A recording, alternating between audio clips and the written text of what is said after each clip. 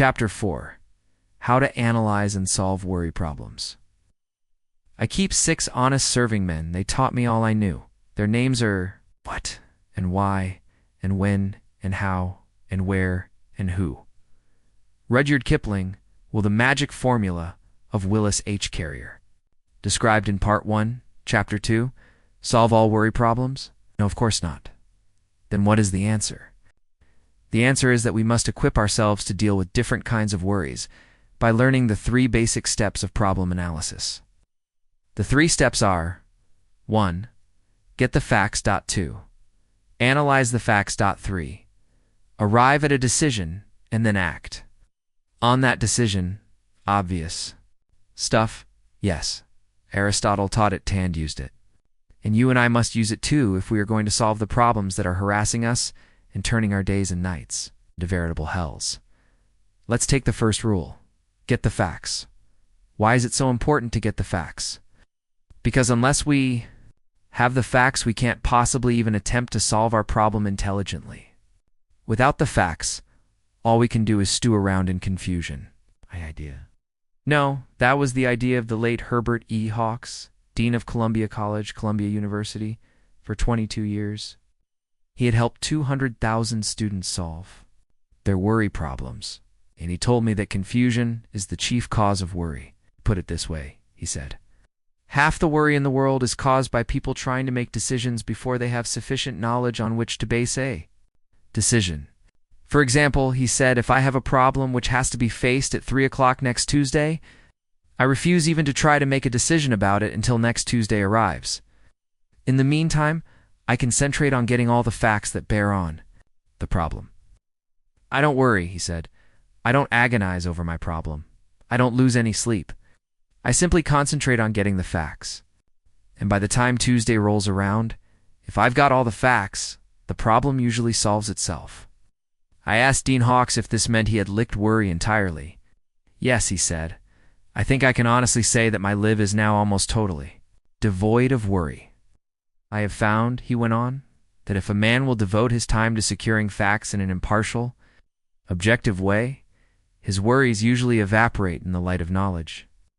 Let me repeat that. If a man will devote his time to securing facts in an impartial, objective way, his worries will usually evaporate in the light of knowledge. But what do most of us do, if we bother with facts at all? And Thomas Edison said in all seriousness, there is no expedient to which a man will not resort to avoid the labor of thinking if we bother with facts at all. We hunt like bird dogs after the facts that bolster up what we already think. Ignore all the others. We want only the facts that justify our acts, the facts that fit in conveniently with our wishful thinking and justify our preconceived prejudices. As Andre Maurois put it, everything that is in agreement with our personal desires seems true. Everything that is not puts us into a rage. Is it any wonder, then, that we find it so hard to get at the answers to our problems? Wouldn't we have the same trouble trying to solve a second-grade arithmetic problem if we went ahead on the assumption that 2 plus 2 equals 5? Yet there are a lot of people in this world who make life a hell for themselves and others by insisting that 2 plus 2 equals 5, or maybe 500. Oh, what can we do about it?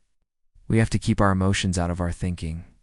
And as Dean Hawks put it, we must secure the facts in an impartial, objective manner.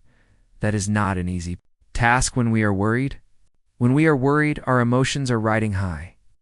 But here are 2 ideas that I have found helpful when trying to step aside from my problems in order to see the facts in a clear, objective manner. 1.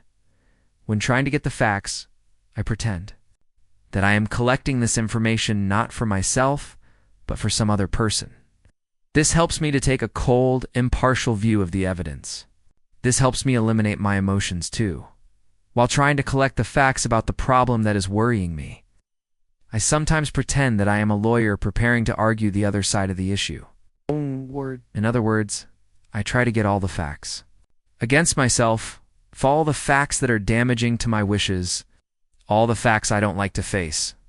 Then I write down both my side of the case and the other side of the case, and I generally find that the truth lies somewhere in between these 2 extremities. Here is the point I am trying to make. Neither you, nor I, nor Einstein, nor the Supreme Court of the United States is brilliant enough to reach an intelligent decision on any problem without first getting the facts. Thomas Edison knew that.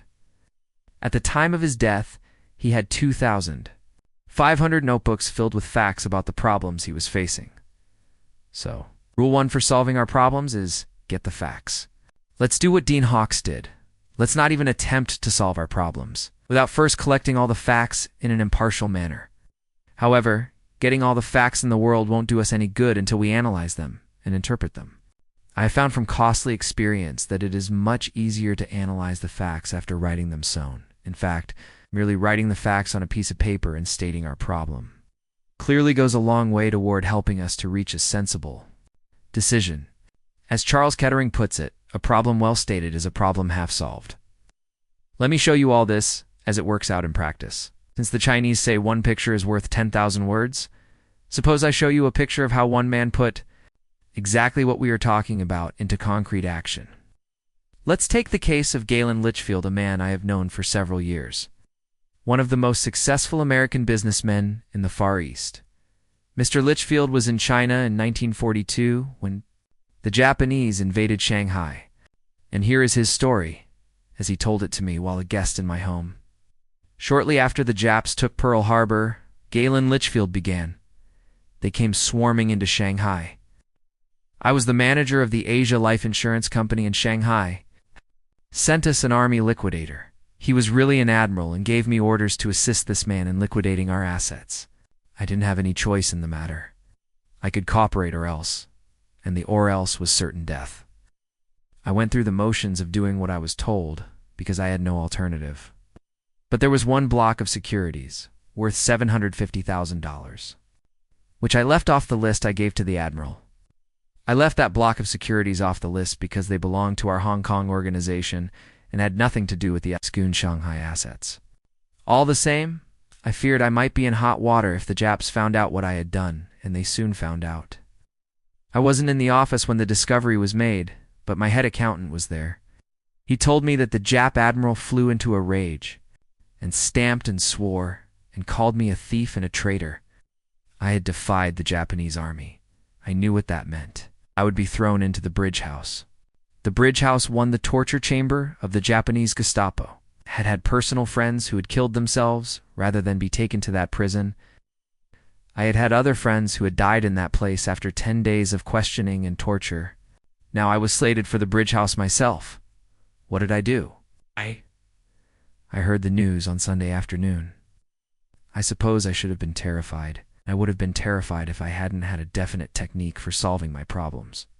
For years, whenever I was worried, I had always gone to my typewriter and written down to questions and the answers to these questions.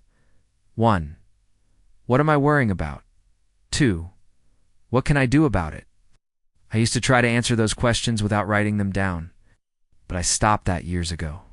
I found that writing down both the questions and the answers clarifies my thinking. So, that Sunday afternoon, I went directly to my room at the Shanghai YMCA and got out my typewriter. I wrote, What am I worrying about? I am afraid I will be thrown into the bridge house tomorrow morning. Then I typed out the second question. 2. What can I do about it? I spent hours thinking out and writing down the 4 courses of action I could take. Canned what the probable consequence of each action would be. 1. I can try to explain to the Japanese admiral, but he knows speak English. If I try to explain to him through an interpreter, I may stir him up again. That might mean death, for he is cruel. He'd rather dump me in the bridge house than bother talking about it too. I can try to escape. Impossible. They keep track of me all the time. I have to check in and out of my room at the YMCA if I try to escape. I'll probably be captured and shot. 3. I can stay here in my room and not go near the office again. If I do, the Japanese admiral will be suspicion, will probably send soldiers to get me and throw me into the bridge house without giving me a chance to say a word. 4. I can go down to the office as usual on Monday morning. If I do, there is a chance that the Japanese admiral may be so busy that he will not think of what I did. Even if he does think of it, he may have cooled off and may not bother me. If this happens, I am all right. Even if he does bother me, I'll still have a chance to try to explain to him. So, going down to the office as usual on Monday morning, and acting as if nothing had gone wrong gives me 2 chances to escape the bridge house. As soon as I thought it all out and decided to accept the 4th planto, go down to the office as usual on Monday morning, I felt immensely relieved. When I entered the office the next morning, the Japanese admiral sat there with a cigarette dangling from his mouth. He glared at me as he always did, and said nothing. 6 weeks later, thank God, he went back to Tokyo and my worries were ended. As I have already said, I probably saved my life by sitting down that Sunday afternoon and writing out all the various steps I could take and then writing down the probable consequences of each step and calmly coming to a decision. I hadn't done that, I might have floundered and hesitated and done the wrong thing on the spur of the moment. If I hadn't thought out my problem and come to a decision, I would have been frantic with worry all Sunday afternoon. I wouldn't have slept that night. I would have gone down to the office Monday morning with a harassed and worried look. And that alone might have aroused the suspicion of the Japanese admiral and spurred him to act. Experience has proved to me, time after time, the enormous value of arriving at a decision. It is the failure to arrive at a fixed purpose, the inability to stop going round and round in maddening circles that drives men to nervous breakdowns and living hells. I find that 50% of my worries vanishes once I arrive at a clear, definite decision. And another 40% usually vanishes once I start to carry out that decision. So I banish about 90% of my worries by taking these 4 steps. 1. Writing down precisely what I am worrying about. 2. Writing down what I can do about it. 3. Deciding what to do. 4. Starting immediately to carry out that decision.